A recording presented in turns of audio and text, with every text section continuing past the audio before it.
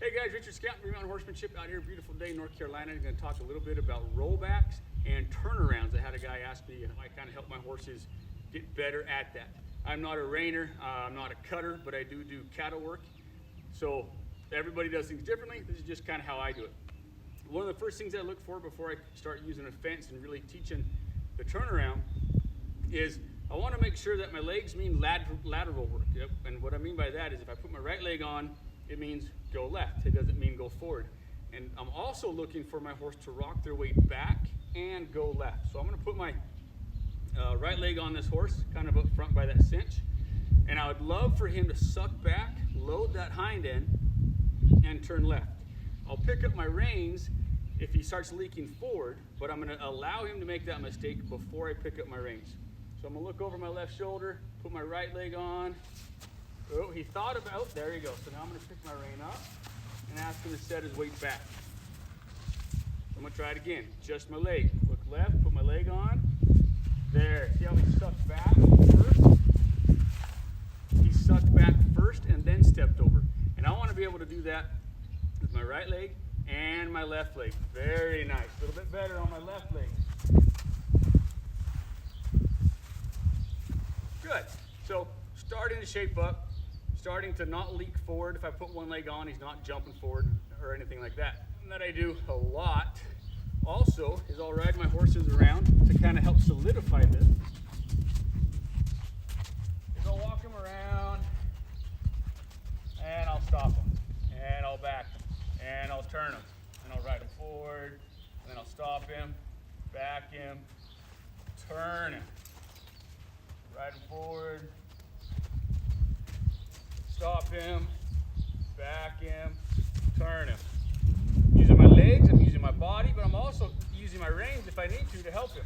Because this horse, he's going to be a bridle horse, and he's going to start to learn that wherever my hand goes, he goes, kind of regardless of my legs. He needs to follow that rein. But something that I do a lot, because I want my horses going forward, thinking backwards, and when they're backing, I want them to start thinking turning. So I'll stop, back, and turn. Then I'll ride forward, stop, back, turn. So I really want to get my horses using the hind end. Some things that you also have to have when you work on turnarounds is a go button. So your horse has to go. If my horse doesn't go from my body, I'll focus where I want to go. I'll squeeze with my core, squeeze with my butt cheeks, my thighs, down my lower legs. I can take my rommels. I can spank them forward. You can use your spurs to go forward, but be careful with that because sometimes if you use your spurs too much, they can turn you into an ejection seat and buck you off. But if I'm just sitting here, go means go. That means now. It doesn't mean tomorrow. It means now.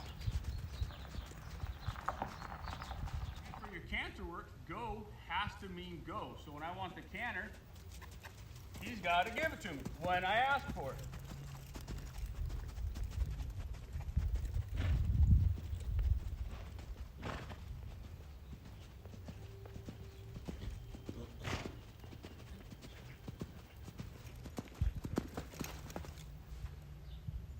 So go means go at the walk, the trot, even from the walk to the canter, go means go.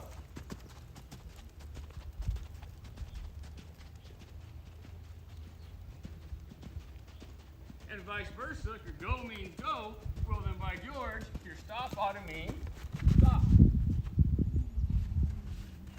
So you got to get your goes going good, you got to get your backups going good, and you got to get your turn on the haunches going good.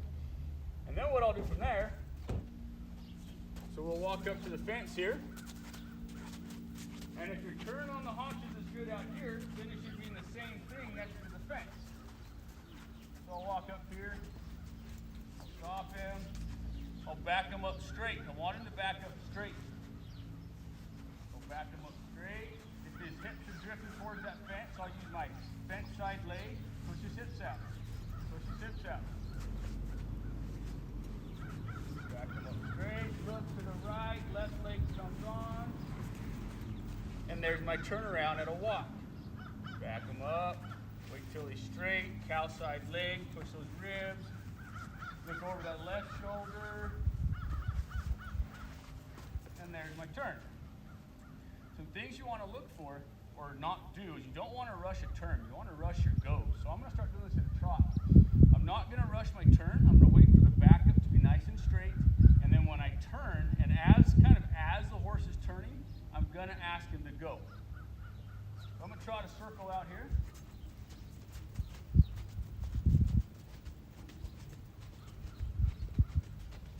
Nice and relaxed. Don't have to go fast. Just kind of trotting along. Gonna come up to this fence. Wait till I'm straight. Stop. Back him up. Turn. Trot. Trot over to the fence. Focus up. About 10 feet away from the fence. Get my stop. Get my back up. Look high and over my left shoulder. And go. If he's really late in those turns, yes, sure, I can reach down there and grab a rein and I can kind of draw a rein and back towards my hips. If you're gonna act kind of a turn, you can kind of make like a pizza wedge. And I'm gonna bring my hand, I'm going to the right, so I'm gonna bring my hands to my right hip. Say rock that weight back and go to the right. Rock that weight back and go to the left. Rock that weight back and go to the right.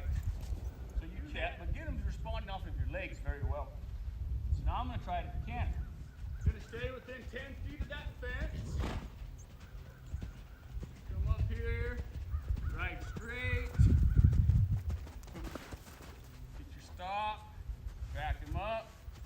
Now, I entered at a canter. He's getting kind of crooked on me, so I'm going to straighten him up. If he's crooked, I'm not going to ask for that turnaround. I'm going to let him be, or get him straight. And then go. Canter left, head towards the fence. Get my stop. Back up. Canter off on the right lead. Come back to the fence.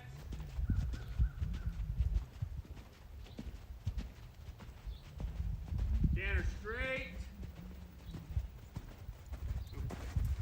Get your stop. Back up straight. If they start rushing these turns, like if they start really anticipating the turns, I'm not going to turn. I'll stop. I'll back them up. Stop. I'll stop. Walk forward. I'll put a little pattern interrupt in there so they're not constantly thinking stop, turn, because they can start to anticipate that and then start kind of doing it on their own. So there, I stopped him, I'll walk him forward, stop him again, I'll back him up, but I'll still leave it a canter. Back him up, turn towards that fence, energy up, canter. Canter around, back to the fence, stop. See, he anticipated that, so I kind of got a hold of him. I was looking for a backup, not a turnaround. So, from here, what I'm going to do is I'm going to lay Gilda away from the fence, and I'm just going to sit here and do several turns on the haunches. Telling him, don't be throwing those shoulders, not until I ask for them. Sometimes I'm going to stop and want to go left. Sometimes that cow's not going to do exactly what I want. So maybe we have to change direction. Don't be anticipating anything. A horse's emotions can get built up very quickly doing this. So you throw in these little hesitations, these little pattern interrupts, and it can help keep the horse calm. So from here, I'll back him up. Turn. Wrong lead, that's okay.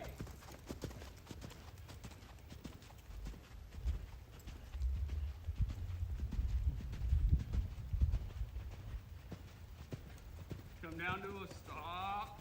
I came down to a softer stop that time, so I don't keep jacking up his emotions. Back him, turn him, go.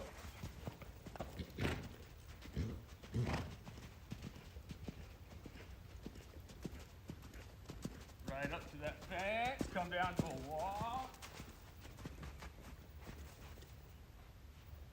Stop. Back.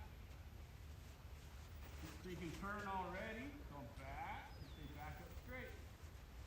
Back up straight. Don't turn. Gave me a straighter backup. I'm not going to jump the gun. Now I'm going to slowly turn to the right.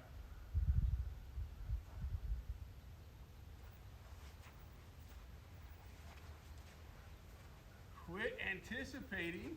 Sometimes we go fast, sometimes we go slow. But it's our job to tell them when to do it.